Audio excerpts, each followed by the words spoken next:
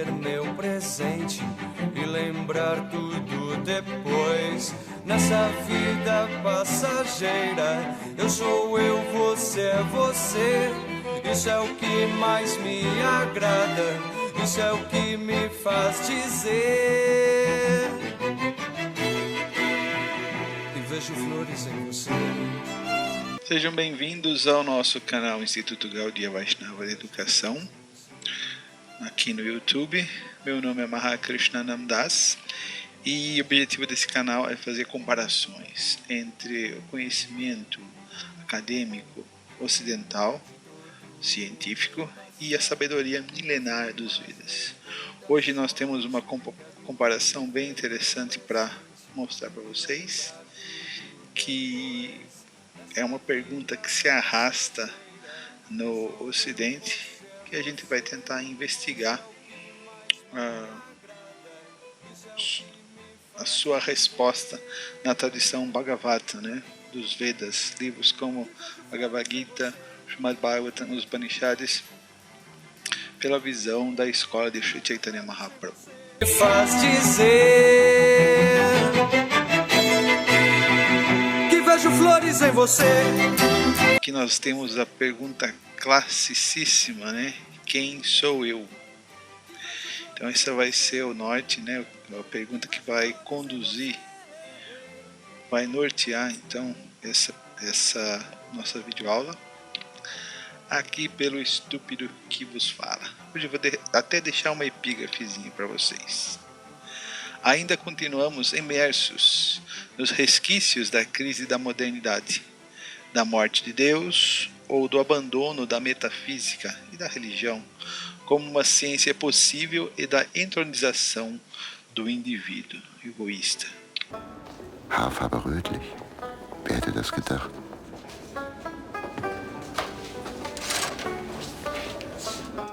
6 Mark. Das Leben ist ja sowas von teuer, Raffaela.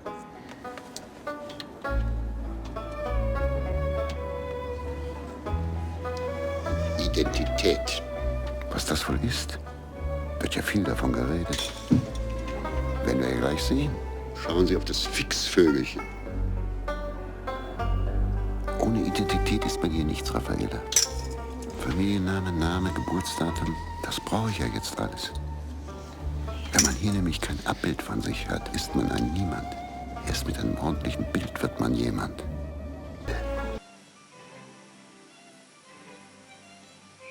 A questão identitária nos Vedas. Então, para vocês entenderem a questão de maneira geral, houve um momento que adquiri consciência dos nomes e das formas desse mundo, do meu nome, da minha família, dos meus pais, e percebi assim, né, que tinha uma identidade, né? Sou humano, sou homem, sou brasileiro, sou um professor. Mas e há 50 anos atrás? Quem ou o que eu era?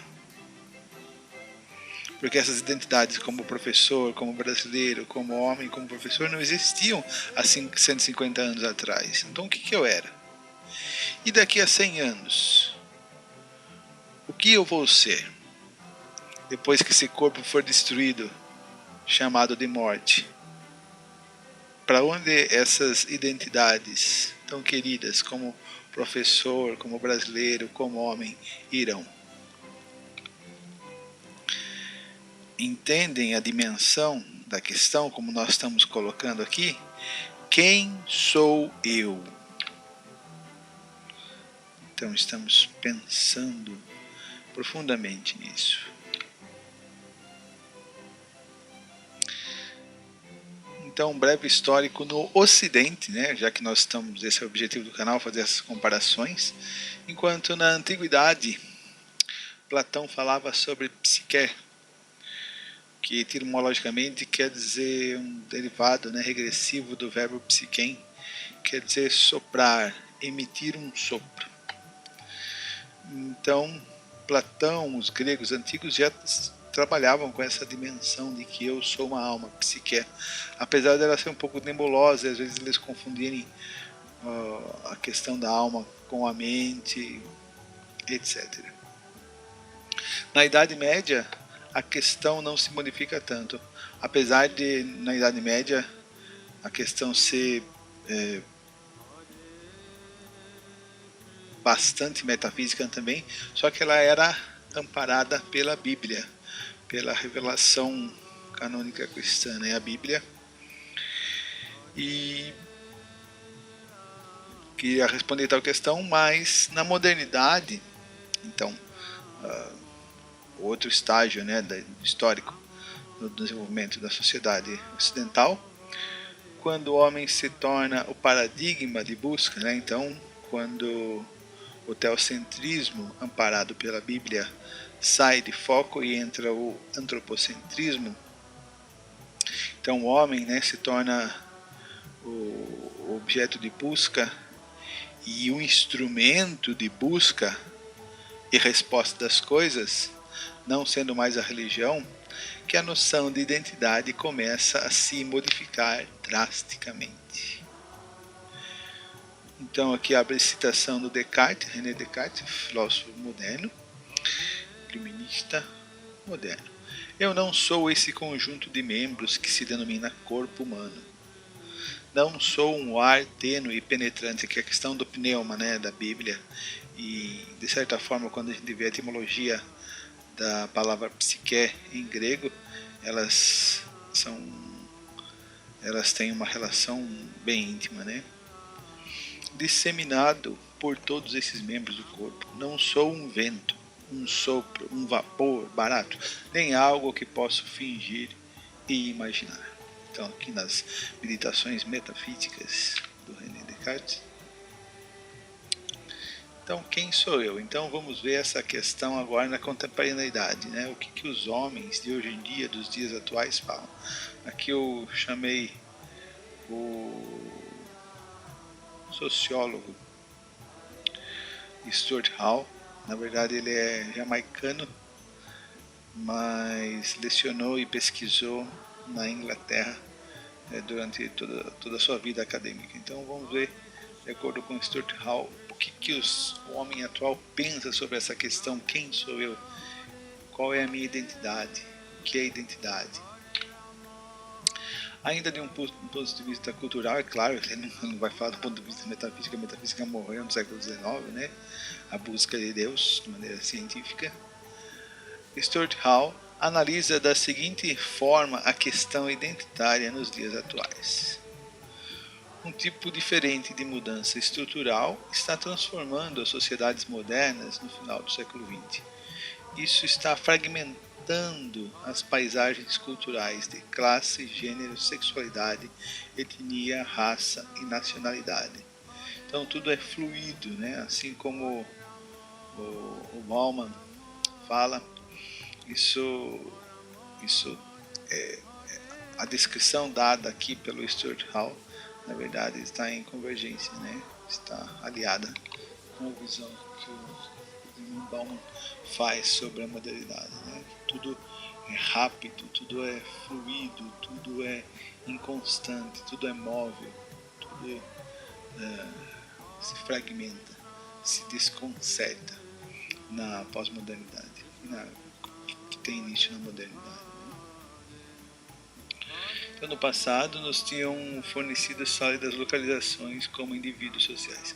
Então, nas sociedades antigas, até 300 anos atrás, até o século XVI, século XVII, se eu posso dizer isso, início do século XVIII, então as sociedades eram muito mais coletivas e o indivíduo ele era gerido a favor dessa coletividade, e a sua identidade, o seu papel moral na sociedade, a sua função era muito mais bem definida.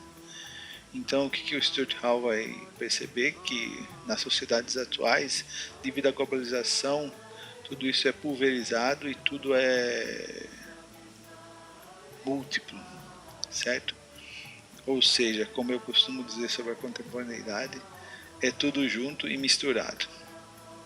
As identidades modernas estão sendo descentradas, isto é, deslocadas ou fragmentadas, né? Partindo e se espalhando.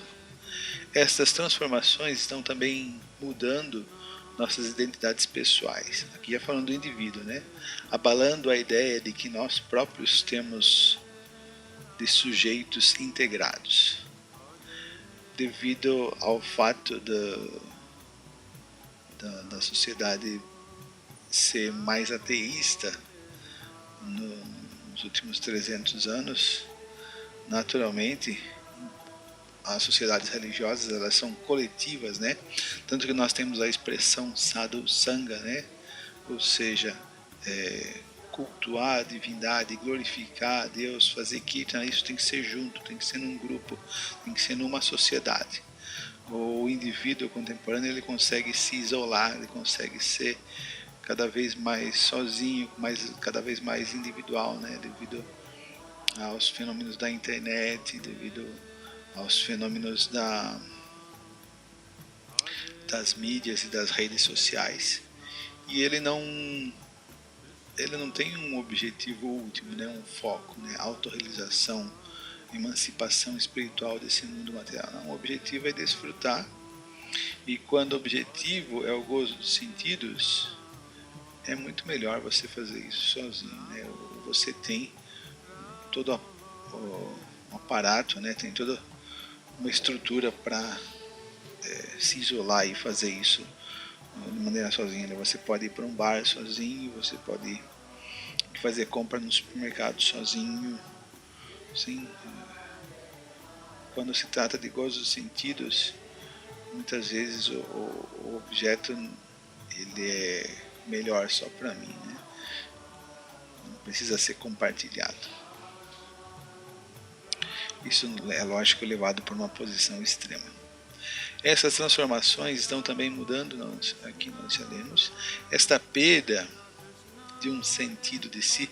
Olha que interessante, né, essa expressão, né, sendo usada num texto do século XX, né, um sentido de si estável, chamada de deslocamento ou descentração do sujeito, constituindo uma crise de identidade para os sujeitos. Então quer dizer que essa noção de identidade, especialmente para o século XX, né, ela está totalmente em crise, né?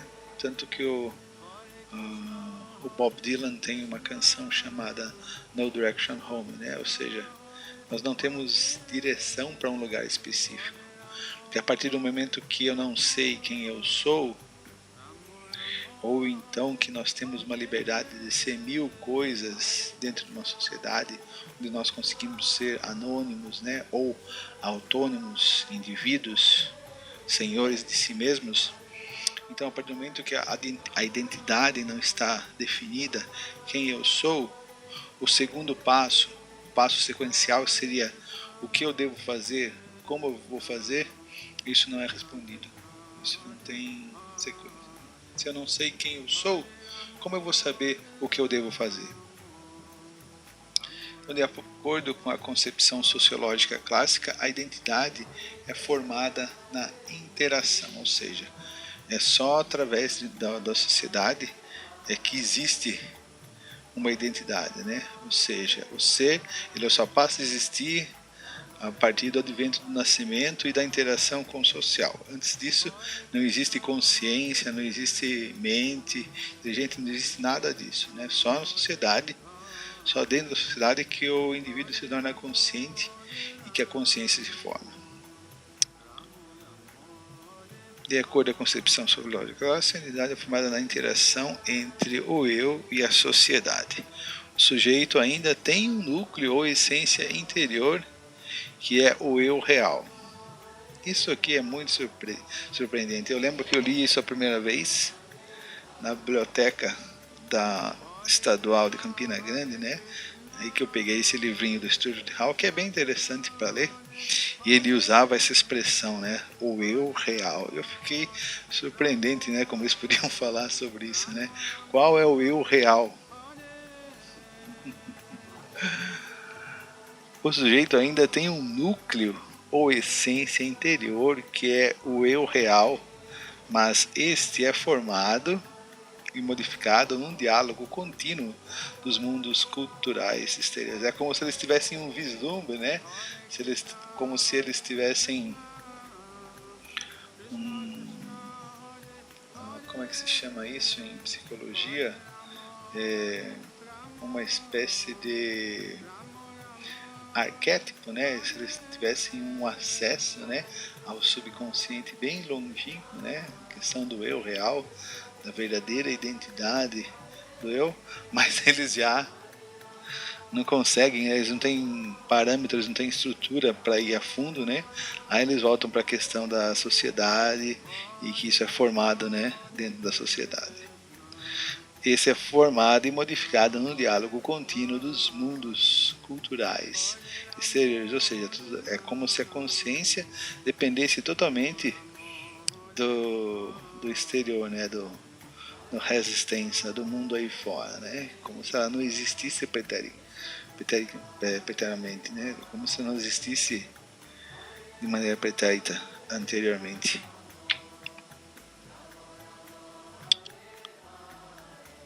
Ok, então agora vamos ver um pouquinho como os Vedas falam sobre isso. Então aqui esse verso é um verso muito interessante. É um verso do Srimad Bhagavatam falado por Kapila Deva. Então a filosofia, a sociologia, a antropologia, elas veem o mundo como fragmentado, né, como relativo. O que é bom para mim pode não ser bom para você, e o que não é bom para você pode ser bom para mim. O que é remédio para um pode ser veneno para outro. Então, como é que nós lidamos com essa realidade? Então, essas realidades, essas dualidades, essa multiplicidade de coisas e essa mudança constante, esse devir, esse fluir constante, só oprime, só surge na visão do sujeito, do ser, quando ele se ocupa apenas dos seus sentidos materiais, com os objetos materiais, ou seja, quando ele se ocupa apenas com as coisas do mundo. Olha só interessante como o Kapila Deva fala: Gyanamekam parachinair indriyair brahma nirgunan avabhati artarupena brantya shabdati dharmina. Aqueles que têm aversão à transcendência, que não querem Deus, que não querem saber de Deus. Pô, eu quero desfrutar. Se Deus existe, eu vou ter que me disciplinar, me autocontrolar, ou então, como eles pensam, né, me reprimir. Então eu não quero saber de Deus. Sai para lá, Deus, deixa eu viver minha vida materialista, minha vida fenomênica aqui agora. Então aqueles que têm aversão à transcendência compreendem a suprema verdade absoluta de modo diferente, através de percepção sensorial especulativa. Então, estão tentando compreender Deus através dos sentidos e da mente, da razão. Então, assim, dessa forma, com os sentidos, com a mente, com a razão, eles estão rejeitando Deus, né? Então, através da percepção sensorial, por isso, por causa da especulação equivocada, tudo lhes parece relativo. Ok? Em resumo, quando se vê nas aparências no mundo fenomênico, tudo se torna relativo. Quando se vê a essência, quando se realmente busca, se cava ao fundo na espiritualidade, nos Himalaias, né, nas alturas espirituais, então tudo se torna absoluto. Porque os elementos da transcendência basicamente são a alma, né, o eu, e Deus, o Supremo. Então eles são absolutos, porque eles permeiam tudo e eles dão essência e vida para tudo. Mas quando você rejeita ou você não trabalha com esses dois elementos, aí então você fica com o mundo fenomênico, com a matéria, que está sujeita, né, ao devir, à mudança constante de todas as coisas, e a ser relativa. Ok, então, aprofundando mais nessa visão Bhagavata, a alma é atômica em tamanho e pode ser percebida pela inteligência perfeita, pura, descontaminada. Essa alma atômica flutua nas 5 espécies de ar. prana, apana, avyana, samana e udana. Então a questão do prana, ou seja, o elemento mais sutil dentro do corpo, que move o corpo, é o ar vital. Então aí nós temos uma conexão, né? E nós temos uma convergência, uma ligação, né? Tanto com o pensamento bíblico, né? Medieval, quanto com o pensamento grego antigo, né? Aqui nós temos então harmonia. Então essa alma está situada dentro do coração. Não pensem que ela faz parte do coração, mas ela está ali, a alma, ela está sentada. O coração é como se fosse o assento da alma e exerce sua influência, né, através da consciência. A consciência é o sintoma da alma pelo corpo todo das entidades vivas encarnadas. Quando a alma se purifica da contaminação dos 5 tipos de ar material, se liberta do corpo, sua influência espiritual manifesta-se. Aqui em Mundaka Upanishad 3.1.9. Então Krishna também define a alma espiritual, que é de transcendência abismal, né? Ele explica: Najayate mriyate vakadachin nayam bhutva bhavitava nabhuyaha ajo nitya shashvatoyam purano nahanyate hanyamane sharire. Para a alma, em todo tempo algum existe nascimento ou morte. Ela não passou a existir, não passa a existir e nem passará a existir, ou seja, ela nunca nasceu e nunca vai morrer. Ela é não nascida, eterna, sempre existente e primordial. Ela não morre quando o corpo morre. Então é através de jnana, através de discriminação racional fomentada pelos sábios, pelas escrituras reveladas, é que nós conseguimos chegar a uma percepção ou uma dedução da alma. A alma ela não pode ser percebida ou experimentada como a ciência exige, ou através dos métodos científicos, mas a alma ela pode ser concluída através dos seus sintomas. Então, através de observar o corpo e a natureza, você entende por diversos sintomas que existe a presença da alma no corpo específico. Então, alguém pode ser muito belo e sua beleza encontra-se em pleno vigor e frescor por volta da idade de 20 anos. Mas será que tal beleza foi a de mesmo padrão, a mesma beleza, há 20 ou 30 anos atrás? Ou será essa beleza de 20 anos a mesma depois de 40 ou 50 ou 70 anos? Como posso apontar então o belo de forma constante a ponto de afirmar é belo ou sou belo? Sim. Então, quando a pessoa tem 18 anos, fala, que menina bonita, que rapaz bonito. Mas quando essa pessoa tem 70 anos, 80 anos, em relação ao corpo, a beleza corpórea, sensual, será que eu posso afirmar que ele é belo? Da mesma forma acontece com a identidade religiosa. Alguém pode nascer em família cristã e ser apontado, né, como cristão, né, os pais vão forçar ele a ir na missa, mas já na fase rebelde dos 16 anos, ele começa a contestar aquela opção e se diz ateu. Então, após uma fase mais reflexiva e de devido amadurecimento, por volta dos 30 anos, essa mesma pessoa elege uma religião oriental qualquer e mais tarde migrar para o islamismo ou o zoroastrismo, na qual confessa ter-se finalmente encontrado. Assim, nós podemos observar que aquela identidade, sou cristão, sou protestante, sou bandista, sou muçulmano, sou kardecista, ela é muito mais baseada o quê? Em fé. Então a fé, a convicção em algo do indivíduo, a convicção em que o indivíduo deposita em algo, ela está sob a influência da energia material, ela está sob a influência dos 3 modos da natureza material. Então a fé muda. Mas a grande questão é, o que o eu faz? Será que nós vamos ter uma determinada religião X ou Y no mundo espiritual, na plataforma absoluta? Então a questão identitária ela é muito mais profunda, né? Assim, qual seria o fundamento da declaração "eu sou" em meio a todo esse devir, a toda essa mudança?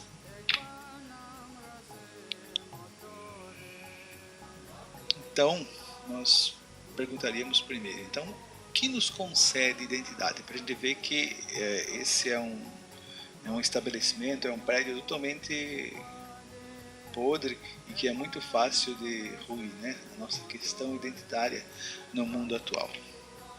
Alguém pode responder que o sentimento de pertença a um grupo define sua identidade. Eu sou torcedor de um time X de futebol, eu sou torcedor de um time Y de futebol. Ou então, aquele torcedor do outro time é meu rival, é meu inimigo, eu odeio aquele time, eu odeio aquele torcedor. Ou então, alguém poderia se identificar com um partido político ou com uma opção política. Eu sou de direita, eu sou de esquerda, eu sou centro, eu sou comunista, eu sou capitalista. Ou então alguém pode se identificar com uma posição geográfica específica, né? Especialmente a terra que ele nasceu, né? Eu nasci na Europa, minha terra é muito elevada. Eu nasci num país tropical, muito agradável. As pessoas são mais simples, são mais calorosas. Então, alguém poderia dizer que o sentimento de identidade ele é produzido, né, pelo sentimento de pertença a alguma coisa ou a algum grupo específico. Mas todas essas identidades são designações temporárias. A pessoa não nasce corintiano, né? Ela se torna corintiano e depois, quando o corpo é destruído através da morte, a identidade corintiana também desaparece. Da mesma forma, essa identidade de comunista, capitalista, esquerda, direita, essas baboseiras, também elas são temporárias, são agregadas em um determinado momento da vida. E também a terra que o sujeito nasceu, pode ser que ele vá para outros países, outras culturas e adquira outros hábitos, especialmente nos dias de hoje, né? E como é que fica essa questão identitária? Mas todas essas identidades são designações temporárias agregadas e motivos de contendas, de briga e disputa. Será que os comunistas brigam com os capitalistas? Será que os corintianos brigam com os palmeirenses? Já viu isso alguma vez acontecer? Então isso são essas identidades elas são contrárias, né, a uma situação universal de paz e união, mas que nós tanto buscamos. O que nos concede identidade? Alguém pode argumentar que, independente de qualquer designação externa, somos todos humanos. Então aqui uma citação do Dalai Lama: se eu encontrasse cada leitor em pessoa e olhasse para ele com cuidado, verificaria que quase todos têm de fato características superficialmente diferentes das minhas. Se me concentrasse nessas diferenças, iria com certeza ampliá-las e transformá-las em algo importante. Mas o resultado seria ficarmos mais distantes do que próximos. Se ao contrário eu olhasse para cada um como alguém da minha própria espécie, um ser humano como eu, com um nariz, 2 olhos, etc., ignorando diferenças de forma e cor, a noção de distância automaticamente se dissiparia. Então simplesmente a gente se concentrar o pensamento, né, a nossa noção de identidade, que eu sou um ser humano. Simplesmente isso iria acabar, né, com todas as diferenças e todos os problemas. Essa é uma visão um pouco ingênua do Dalai Lama, especialmente porque falta uma discussão ontológica, né, de base, quem eu sou. Vejam que muitos dos problemas do mundo, né, a questão do racismo, né, que assola até os dias de hoje, a questão dos problemas, as lutas de classe, né, os problemas sociais, rico, pobre, ou então a questão do nazismo que houve aqui na Europa, que ainda assola. Todas essas questões são baseadas em questões identitárias. E mesmo se a gente colocar por baixo do tapete essas diferenças físicas, será que isso resolve o problema? Como sou um Homo sapiens dotado de grande poder de razão, o arauto de todas as espécies, tenho o direito de explorar a natureza e outros seres vivos. Claro, eu sou um ser humano, sou superior, eu posso dominar você, eu posso me apoderar de você. Como eu sou superior, a natureza criou você para me servir como alimento e com outros afins. Um outro diria que o que nos define como sujeitos seriam nossos sentidos e a mente, ou seja, o corpo sutil, pois através deles conhecemos o mundo e o experimentamos, ou então a inteligência, a nossa capacidade de discriminação. O Descartes ele vai trocar a identidade da alma, né, pneuma, como está na Bíblia, né, que ele aprendeu lá no colégio La Flèche, na França, por essa questão, né? Cogito ergo sum. Então, se eu cogito, se eu penso, eu sou, eu existo. Durante todo o tempo em que eu penso, pois talvez pudesse acontecer que, se eu parasse de pensar, ao mesmo tempo pararia de ser ou existir. Então, aí pode-se dar o exemplo, uma pessoa que está desmaiada ou em coma, que ela está desmaiada, que é um outro nível de consciência de acordo com os Vedas, ela não está pensando. Mas se a pessoa está desmaiada e ela não está pensando, ela deixou de existir? Nada admito agora que não seja obrigatoriamente verdadeiro. Nada sou, então, a não ser uma coisa que pensa, ou seja, um espírito, um entendimento ou uma razão, que são palavras cujo significado me era anteriormente desconhecido. Por um outro lado, se você pensa, se você associa a questão do cogito ergo sum, com a questão da consciência chaitya, o Descartes foi até uma distância longa. Mas o ponto que a consciência, né, o agrupamento de razão, buddhi, de mente, mana, sentidos, indriya, ou seja, o corpo sutil do indivíduo, ele não adequa, ele não satisfaz a questão de quem eu sou. Porque o indivíduo, o eu, a alma espiritual, a Jivatma, ela ainda é mais sutil que o próprio corpo sutil. Ela é de uma natureza abismal, transcendente. Então ela ainda é mais sutil que o próprio corpo sutil ou que a própria consciência. Krishna explica isso na Bhagavad Gita, né? Os sentidos funcionais são superiores à matéria bruta. A mente é superior aos sentidos. Por sua vez, a inteligência é mais elevada do que a mente e a alma, é superior à inteligência. Então a alma, é superior à inteligência e a todo esse aparato sutil do corpo, né? Consciência contaminada. Mas, sem dúvida, o Descartes foi bastante avançado para o seu tempo, né? Quando ele vai falar sobre o cogito. E se a gente associa o cogito com a questão da consciência. Então, quem sou eu? De forma que possa me harmonizar com tudo de maneira plena, sem lapsos ou separações. Então eu não sou o ser que experimenta através dos sentidos, nem o ser que discrimina, mesmo porque essa porção sutil ela está contaminada, né, pelos 3 gunas.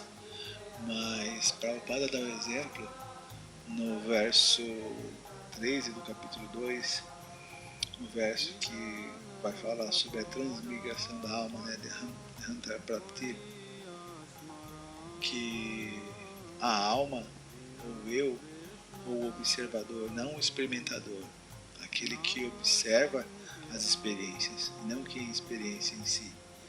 Aquele que observa as experiências, que está à parte das experiências, ele é o mesmo, né, na infância, ele continua sendo o mesmo na idade adulta, ele vai ser o mesmo também na velhice, ou seja, o corpo mudou, os desejos mudaram, a psique mudou, a consciência pode-se dizer que ela sofreu suas alterações devido à influência dos gunas e das escolhas, mas aquele que está observando tudo isso, esse observador íntimo e profundo, esse seria a voz, o eco, né, da alma.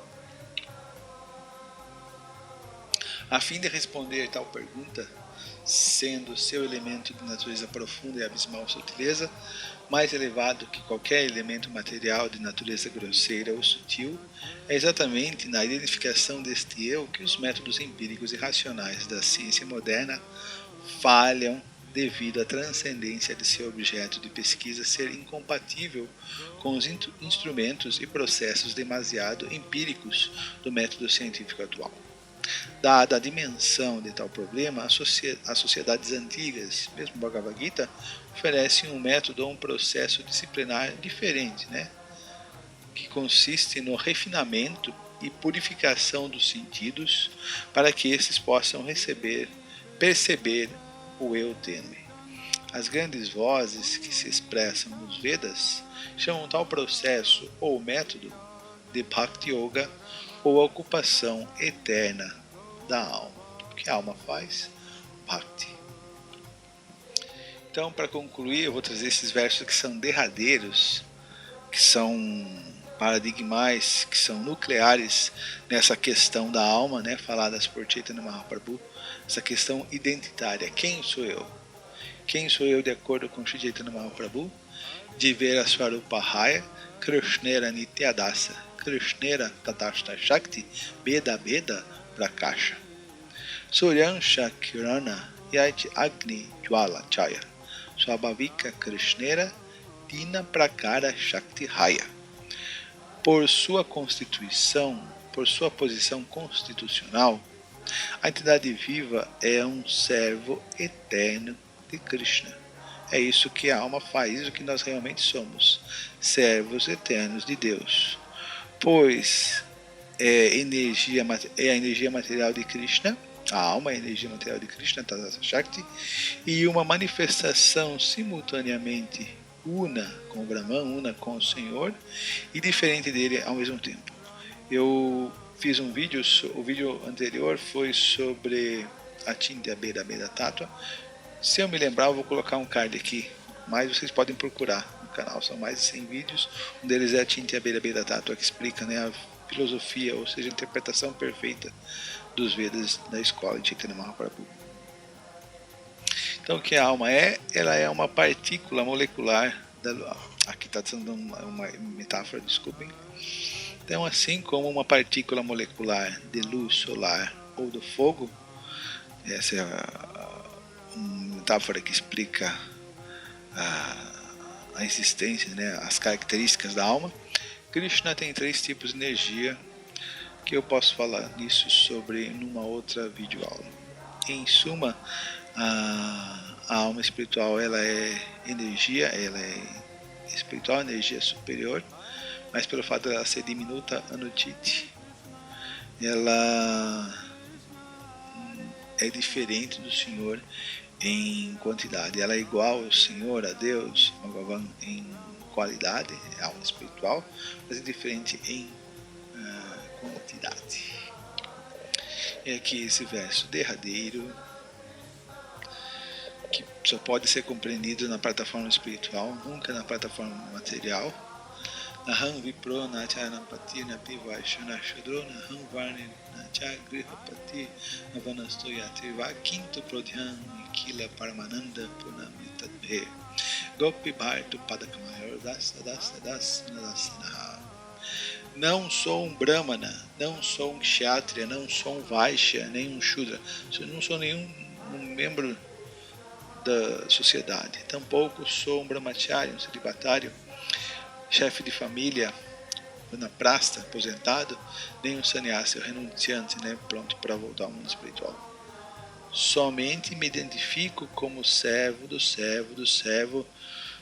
pés e lótus de Sri Krishna, o mantenedor das gopis.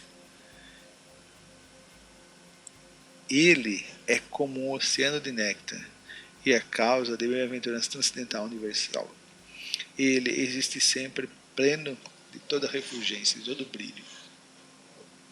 Então, com nenhuma posição nessa sociedade, com nenhuma característica do meio social, qualquer designação do corpo ou em sociedade, nós nos identificamos ou não devemos nos identificar.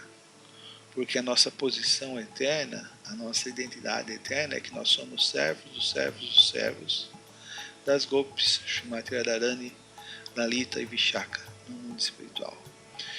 Essa informação, ela é totalmente espiritual, por isso ela é muito difícil de ser compreendida, né? Ela tem que ser realizada, e a maneira de realizar essa informação tão extraordinária que Chaitanya Mahaprabhu está dando é através do processo de Bhakti Yoga. E a maneira mais prática, mais direta, mais fácil de praticar Bhakti Yoga nos dias de hoje é através do canto dos nomes de Deus. Hare Krishna, Krishna Krishna, Hare Hare, Hare Rama, Rama Rama, Hare Hare. Srila Prabhupada, fundador do movimento Hare Krishna, que trouxe todo esse conhecimento sobre a verdadeira identidade, para acabar com essa crise de identidade. Srila Prabhupada Ki Jai. Então terminamos mais uma videoaula. Muito obrigado pela paciência, pela audição. Espero que tenha sido bastante iluminante. Você tenha entendido quem você é finalmente. Tenha um bom dia, uma boa tarde, uma boa noite. Hare Krishna e tchau!